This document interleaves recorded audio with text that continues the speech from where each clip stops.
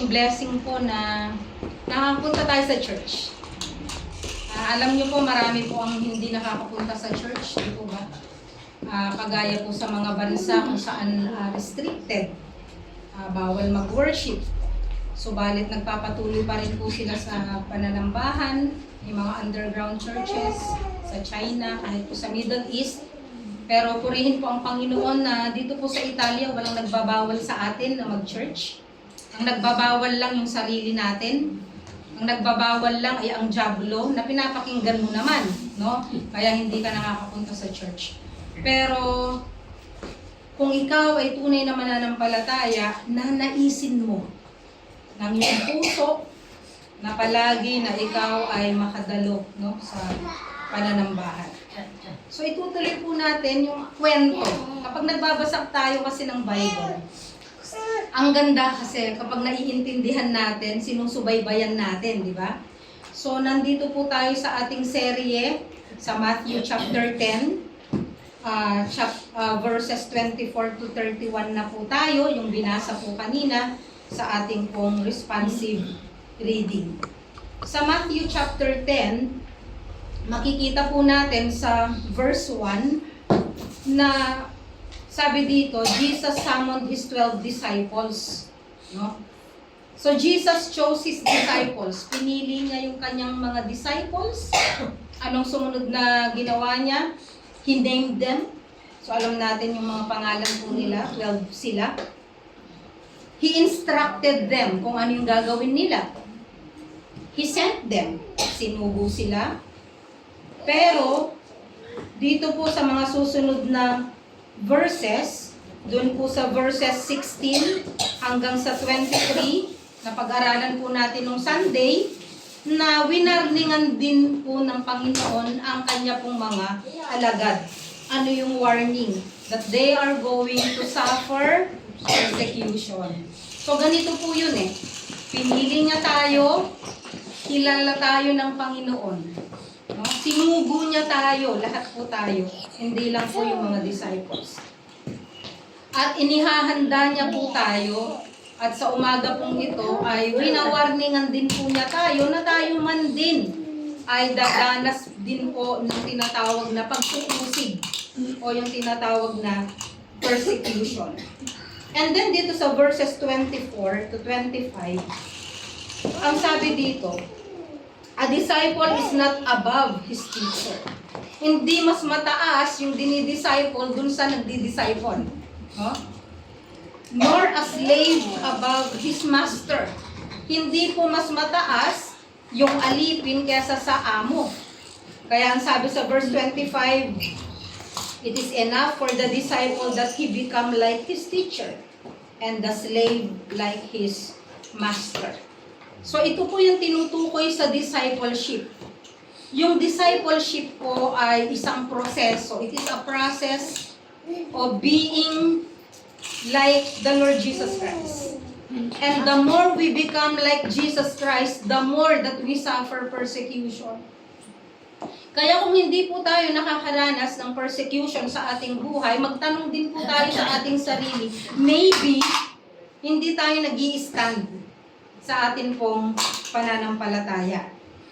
And dito po sa 16 to 23, ano yung warnings of persecution? Sabi niya sa verse 16, behold, I'm sending you like sheep among the wolves.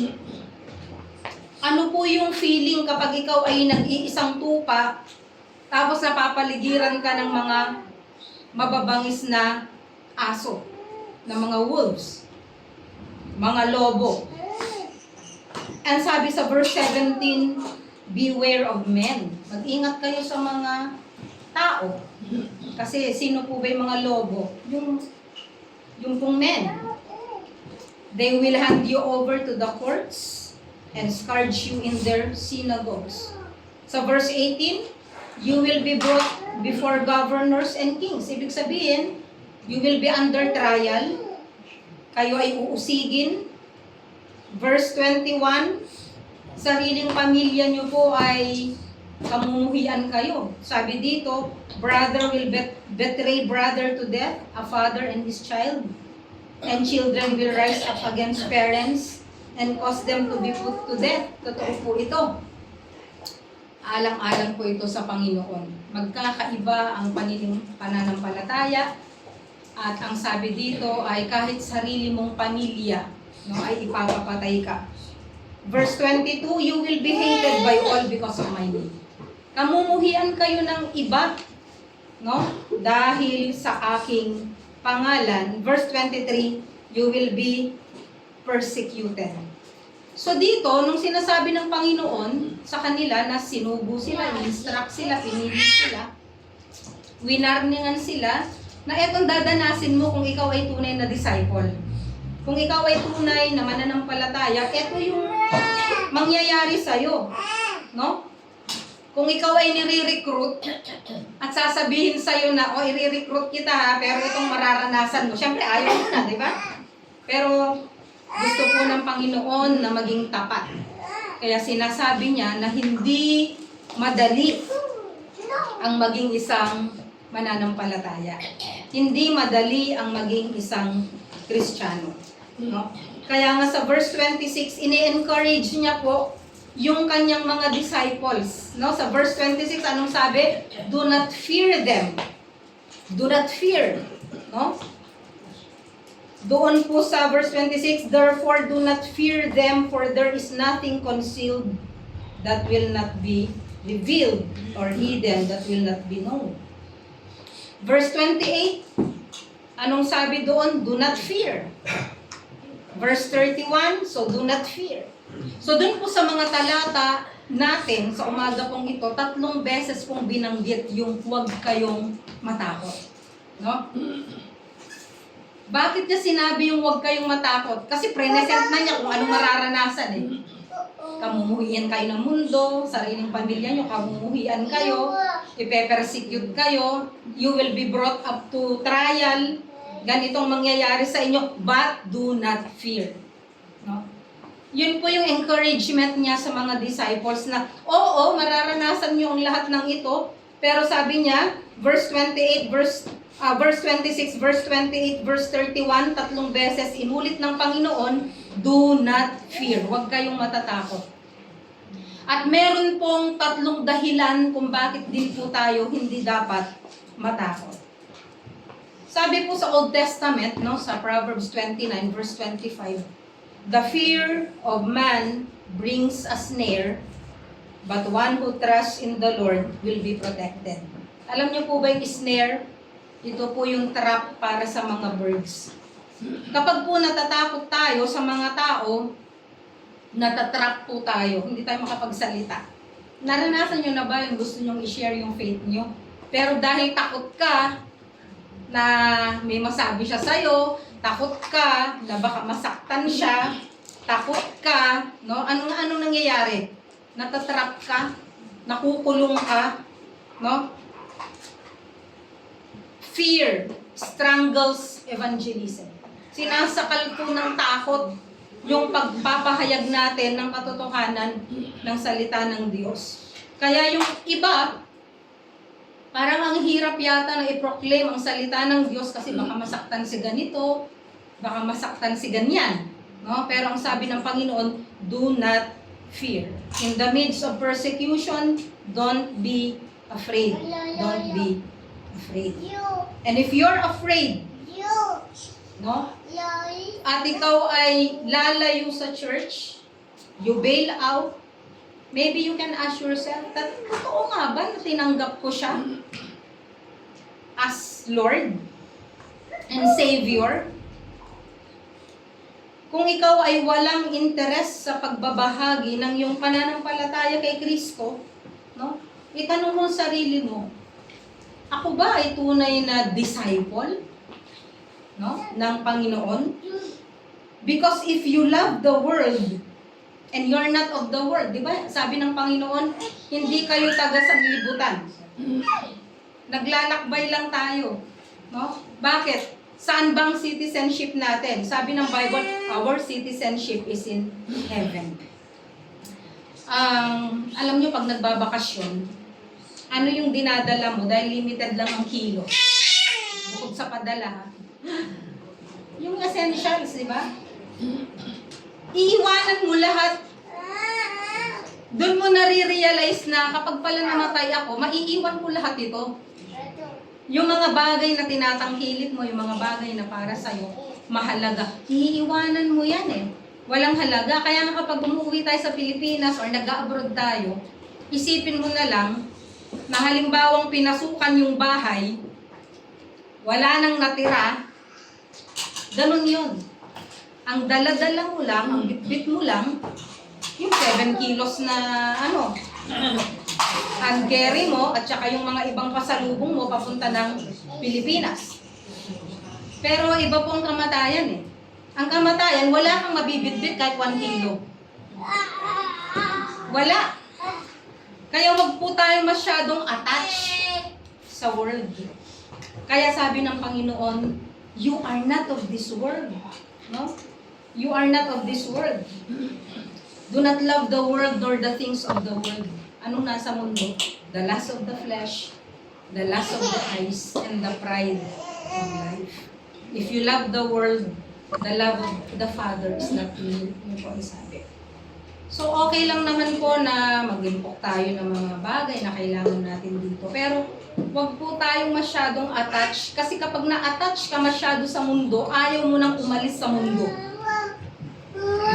Di ba? Yun po ang nangyayari sa atin. So, let us remember that. No? So, first of all, kailangan yung sa discipleship, dun sa verse 24, kinakailangan na maging, ang goal po natin ay maging kagaya po tayo ni Kristo. Okay? Yun po ang goal ng discipleship. Alam niyo po sa discipleship, yung pinaka-focus kasi doon prayer life, word life, witnessing life, no? At saka yung church life. Basic. Basic. Pag hindi mo natutunan yon, hindi ka mag-grow spiritually. Kaya yung iba, meron head knowledge. Na-memorize ang verse, nag-attend ng discipleship, ang tanong, nasaan ka ngayon spiritually? Kasi yun ang mahalaga sa discipleship. You become like Christ. And when you become like Christ, you will hate the world and the world will hate you. Diba? Aalis tayo dun sa ating comfort zone na tinatawag. So there are 3 fear nots and the reasons not to be afraid. Yung una po makikita natin sa verse 26. Therefore do not fear them referring to men, for there is nothing concealed that will not be revealed, or hidden that will not be known. So yung una po ay, bakit hindi tayo dapat na matakot? Because God will reveal everything in the future. Diba? Meron tinatawag na future revelation. Future revelation. Lahat po ng nakatago ay ilalantad ng Panginoon. Sabi niya, walang bagay na nakatago na hindi maihahayag balang araw. Okay? You may save your reputation now, but the Lord will reveal everything sa future. Sa ngayon, successful ang world, ang Christians nasa baba. Sometimes we ask, alam ko, nagtatanong din kayo, Lord, bakit yung hindi mananampalataya? Sila yung yumayaman? Bakit sila yung nag-e-enjoy sa buhay? Bakit ganito? Bakit ganyan? Pero sinasabi ng Bible, huwag kayong, do not fret when they become successful. Bakit? Temporary lang kasi yun eh. No? Kapag ikaw halimbawa ay successful sa buhay at kilala mo ang Panginoon, yun ang success.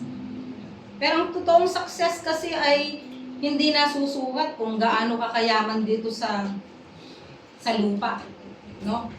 Someday, magbabago ang lahat, i-reveal ng Lord ang lahat. No? Why do you think the Bible always say about rewards? Diba sabi ng Panginoon, ang sabi ng Panginoon, behold, I come quickly and my reward is with me. Tapos sinasabi ni Paul din sa Corinthians na meron tayong reward. It is based on our works. No? Salvation is not by works. Okay? Pero yung rewards, by works yun. Maaring sinasabi mo, hindi naman ako after sa reward. No. Paulit-ulit na binabanggit ng Panginoon na napakahalaga ng rewards pagdating ng time na yon. Kasi nga sinasabi niya, no, na i-reveal ng Panginoon lahat ng nasa puso ng tao. Kaya nga prinamis ng Panginoon that there is a crown of life, there is a crown of rejoicing, merong limang crowns na ipinangako ang Panginoon, at kaya sinasabi niya na mag-persevere tayo to give us the eternal motive. Na ang motibo, alam nyo, yung runner, o kaya yung mga estudyante, kaya sila nag-aaral ng mabuti, di ba? Kasi gusto nilang magkaroon ng award. Ang sarap na valedictorian, di ba? Salutatorian, cum laude, di ba? Pero temporary yun eh. Pagkatapos ng year na yun, sa susunod, iba na naman yung makakatanggap ng reward na yun. Ng award. At after 10 years, nakalimutan na yun. Di ba? Meron pa bang makakaalala sa'yo after 20 years na, uy yan, graduate yan, cum laude yan. May makakaalala pa ba after 30 years, 40 years? It doesn't really matter. Pero hindi ko sinasabi na huwag kayo mag-achieve. No? Ang point ko lang dito, kung ikaw or isang tao, nag-ano siya, nagpupursige siya na makuha yung award na yon, dapat ang pagpursigihan natin yung eternal reward na hindi po maaagaw sa atin kahit kailan. Kasi yun ang pinakamahalaga. No? Yun ang pinakamahalaga. Paulit-ulit ko na sinasabi po ng Panginoon. So, kinakailangan magkaroon po tayo ng eternal motive, no? Na you are not looking to be popular dito sa mundong ito, kundi yung sa heart natin in the future, God will reward us in eternity. Yun ang pinakamahalaga. So, do not just live for the moment. No? Hindi sa present life na ito, but for the future. When the Lord will unveil or reveal everything. Kaya huwag po tayong matatakot kung merong mga tao na nagsasalita ng laban sa atin. Why? I-reveal din ng Lord in the future. Kung tama sila o mali sila. Kung pinaparatangan ka lang or totoo.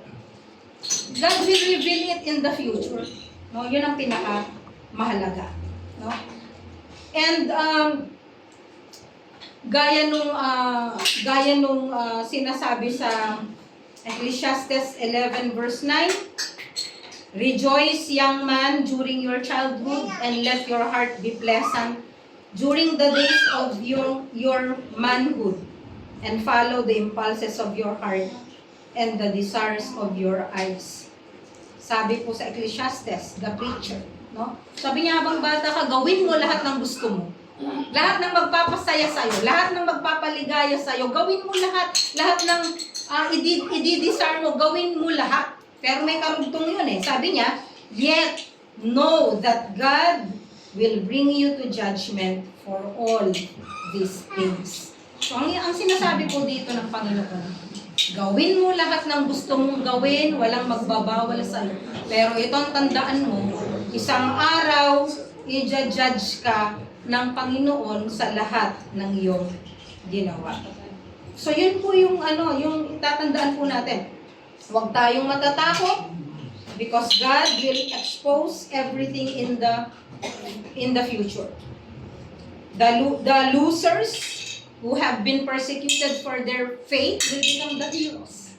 At yung mga makikita po natin na mga popular o yung mga bagay na itinataas sa mundong ito, sila po magkakaroon ng punishment pagdating ng panahon. Pangalawa, sa verse 28, temporal versus eternal, no? Bakit hindi tayo dapat matakot? Sabi niya, do not fear those who kill the body but are unable to kill the soul. But rather, fear Him who is able to destroy both soul and body in hell. Because your body is temporal and your soul is eternal. Huwag kayong matakot kasi yung body, temporary. Para lang dito yan. But your soul will be eternal. Alam niyo ba bakit maraming tao na takot pag-usapan ng kamatayan? Kasi ang focus nila, dito lang eh. No? Sabi ng Panginoon, huwag kayong matatakot doon sa papatay sa inyong katawan, pero hindi kayang patayin ang iyong kaluluwa. Bakit? Ang totoong tao yung kaluluwa. Kaya nga ang tao, di ba, lagi ko nalang inuulit ito, binubuo siya ng 3 bahagi, spirit, soul, and body. And ang body na ito, pag ito namatay, ito yung babalik sa alabok, pero yung soul mo nandyan. No? At yung soul mo, ito po yung pupunta sa kung saan ka dapat pumunta. Pupunta ka sa langit na prepare ng Panginoon kung tinanggap mo ang Panginoong Hesukristo at namuhay ka ayon sa kanyang kalooban. At sa hell, kung ginawa mo ang gusto mo dito sa lupa. Yun eh, when you did not receive Him as your Lord. Lord kasi Lordship ang pinag-uusapan po dito, hindi religion kundi yung Lordship. Is the Lord Jesus Christ really the Lord of your life? Siya ba ang sinusunod mo? Yun ang Lordship eh. Siya ba yung King mo? Siya ba yung Lord mo? Siya ba nasusunod sa araw-araw na buhay mo? Did you decide? Nag-decide ka na ba sa buhay mo na, Lord, kayo na po ang masusunod sa buhay ko, ibinibigay ko po ang aking buhay sa inyo. Yun po yung salvation. Yun po yung eternity. No? So, dun po sa verse 27, punta lang po ako sa verse 27, ano? Sabi niya, what I tell you in the darkness, speak in the light, and what you hear, whispered in your ear, proclaim upon the housetops. Noong panahon po ng Panginoong Hesukristo, yung mga rabay pala, meron silang mga disciples. Ang ginagawa po pala ng mga rabbis, bumubulong sila sa mga disciples. It is a part of their training. Na ibubulong kung anong sasabihin nila, and then the disciples will speak.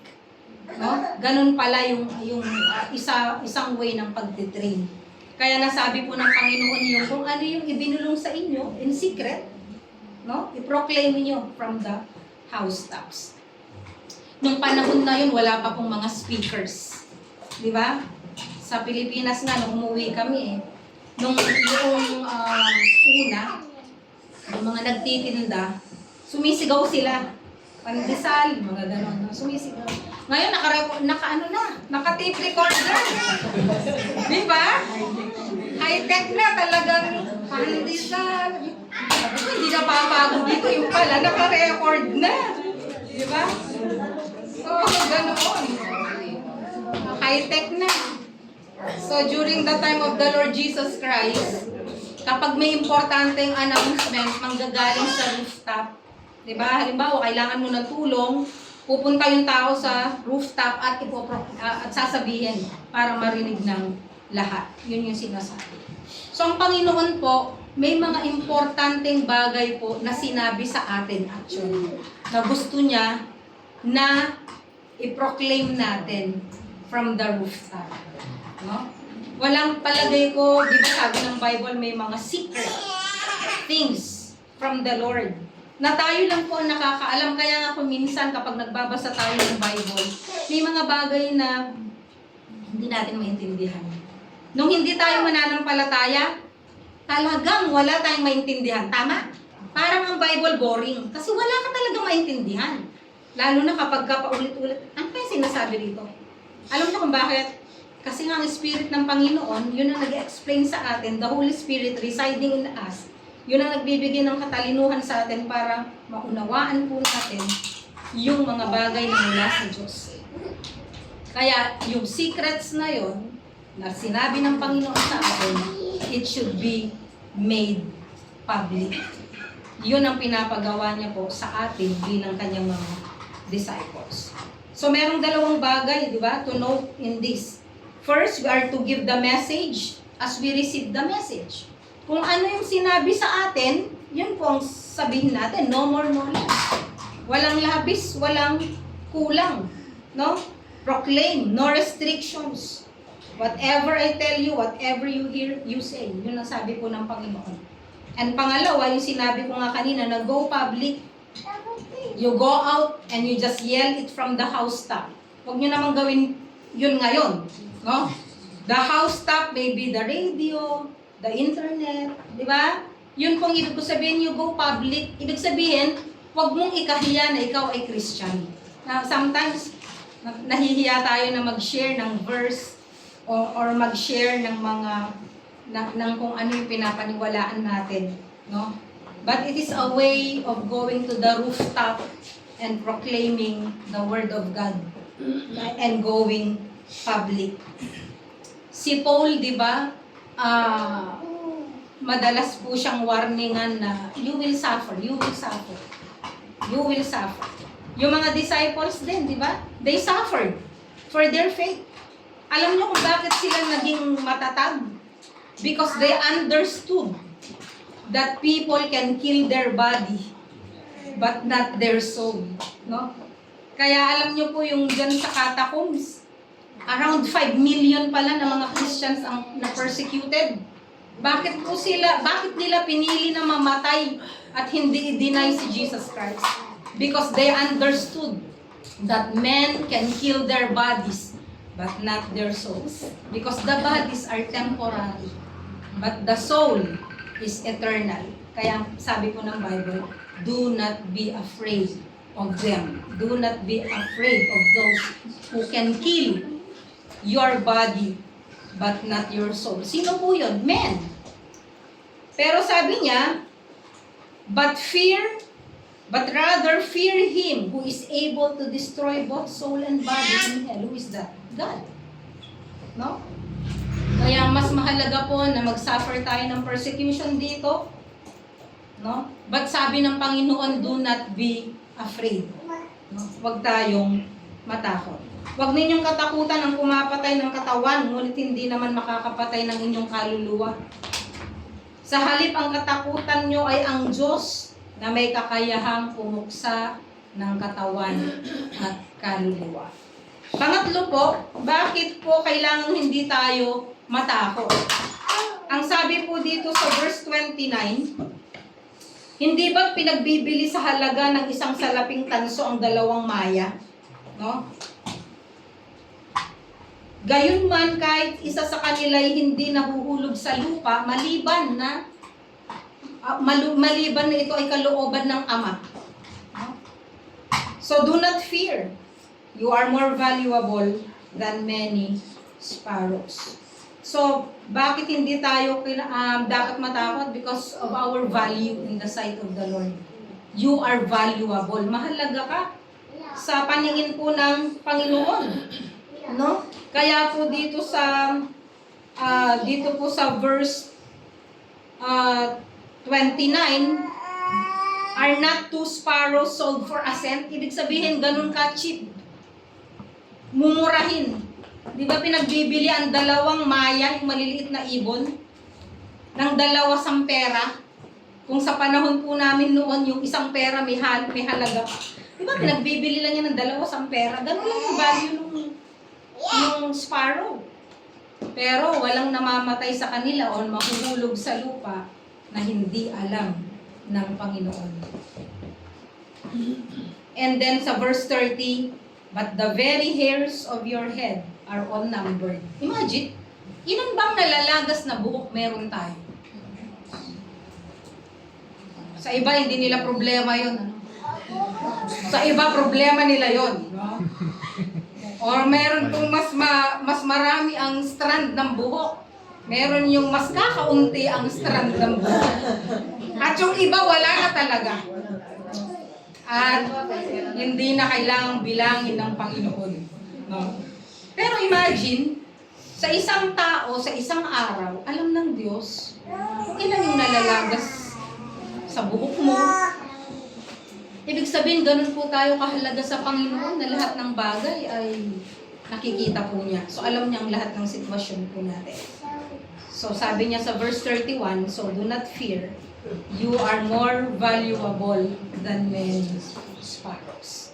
So yun po yung ng Panginoon para po sa atin sa umagang ito. And gusto ko pong basahin ang 2 Timothy chapter 1, verse 7. Sa ibang translation, sabi niya, "For God has not given us the spirit of fear, but of power, and of love, and of a sound mind." Hindi tayo binigyan ng Diyos ng spirito ng pagkatakot, no? Kundi binigyan niya tayo ng boldness, ng tapang. And I pray po na sa atin, sa mga tunay na mananampalataya, huwag po tayong matakot sa mga pwede nating ganasin bilang mga mananampalataya. Kung minsan, kaunti lang na narinig natin, di ba? Kaunti lang yung narinig natin, ang dami nating tampo sa buhay, no? Ang dami nating issues sa buhay. No? Pero, imagine yung persecution po na naranasan po ng Panginoon. At ang sabi nga niya, kung ako nga naranasan ko, kayo pa. Kung ako nga, eto nga, napako siya sa krus, hindi ka pa nga pinapako eh. Diba? So kung ikaw ay mananampalataya, you want to be the Lord Jesus Christ. But you will suffer persecution. But the Lord said,